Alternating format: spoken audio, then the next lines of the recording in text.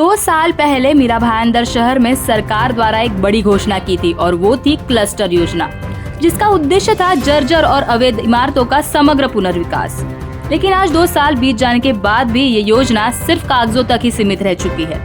मीरा भाईंदर शहर में इसी क्लस्टर योजना का शिकार हुए सामान्य नागरिक और रहने के लिए छत की आस में बैठे सैकड़ों परिवार रोज किसी हादसे की आशंका के साए में जी रहे हैं। इन्हीं इमारतों का क्लस्टर योजना में शामिल होने के कारण अब स्वतंत्र पुनर्विकास भी संभव नहीं।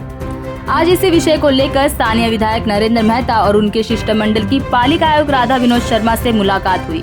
पालिका आयुक्त के मुलाकात में इस विषय को लेकर क्या कुछ चर्चा हुई और क्या हल निकलकर सामने आया, पहले आप वो सुनिए। देखिए, हमको वो चाहिए जो जनता को चाहिए, जो शहर के हित में।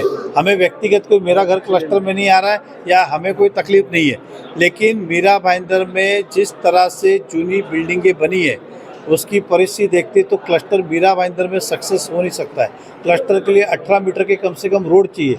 अब मीरा भाईंदर के अंदर 6 मीटर, 8 मीटर, 9 मीटर की रोड है, 18 मीटर रोड कहाँ है। दूसरी बात, 15-20 बिल्डिंगें एक साथ हो तो क्लस्टर डेवलप हो सकता नहीं। आज देखेंगे तो आप 2 साल में जितनी बिल्डिंगें टूटी है वो सब बेघर है और बिल्डिंग डेवलपमेंट से वंचित है। उनको वापस से परमिशन नहीं मिल रहा है क्योंकि बिल्डिंग में तो 10,000 मीटर का प्लॉट कम से कम चाहिए। तो इसलिए हम कहते हैं कि क्लस्टर हटाओ और ऑप्शनल रखो। जिसके पास 20 बिल्डिंग का ग्रुप आता तो उनको दीजिए ना, हम का ना बोल रहे, लेकिन जो नहीं है उसको आप वंचित कैसे।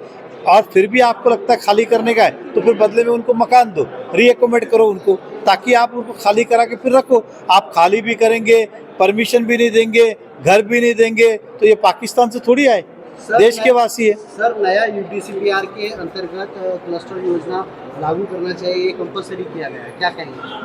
वही तो कह रहा हूँ कि क्लस्टर यूनिफाइड डीसीआर के हिसाब से नहीं था, अलग से क्लस्टर लाया गया।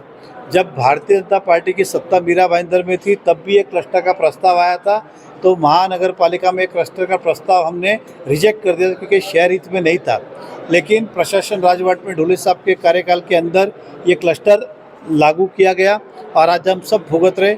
इस मीरा भाईंदर में क्लस्टर में 2 साल में एक आदमी को भी परमिशन अभी तक नहीं मिला है, या फिर जो क्लस्टर के अंदर बाधित है उनको भी नहीं मिला है। तो फिर ये क्लस्टर इससे दिखता है कि शहर हित में नहीं है। और अगर आप हमें पूछेंगे तो हम कहेंगे क्लस्टर मीरा भाईंदर में कभी यशस्वी नहीं हो सकता है। मीरा भाईंदर छोड़िए ना, महाराष्ट्र में कहाँ पे क्लस्टर ये तो बताए, कहीं पर नहीं हुआ है। मीरा भाईंदर ही उनको ये मिला था, इसके लिए तो गलत है। मैंने यही अभी कमिश्नर से कहा कि अगर हमारी बॉडी होती तो हम अभी ठहराव करके गवर्नमेंट को भेज देते। गवर्नमेंट को उस पर डिसीजन देना पड़ता है, यस कि नो। ये उस समय भी गवर्नमेंट को यही प्रशासन ने ठहराव करके भेजा क्लस्टर लगाओ, इसलिए वो लगा। और आज मैं कमिश्नर से वही कहा, सर आप रिजोल्यूशन पब्लिक की भावनाओं को देखते, आप रिजोल्यूशन करके भेज दो, पास करके लाने का काम हमारा, वो भेज नहीं रहे। तो यही हमारा कहना था, और नहीं हुआ तो फिर लास्ट में तो बॉडी आके काम करेगी।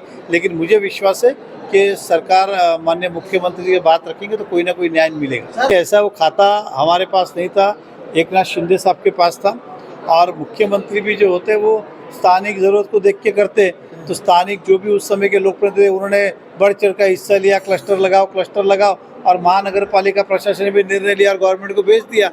ये उस तरह से हुआ, स्थानिक की मांग जो लोकप्रतिनिधि ने मांग की थी उसके वजह हमें खामियाजा भुगतना पड़ रहा है। हमने जितनी बार मीटिंग ली है उसके अंदर हमेशा उन्होंने कोई ना कोई समाधान करने का रास्ता, ठीक है क्या तकलीफें हम सॉल्व करते, लेकिन एक तकलीफ खत्म होती है दूसरी आती है, इसलिए इसको रद्द किए बगैर कोई पर्याय नहीं है।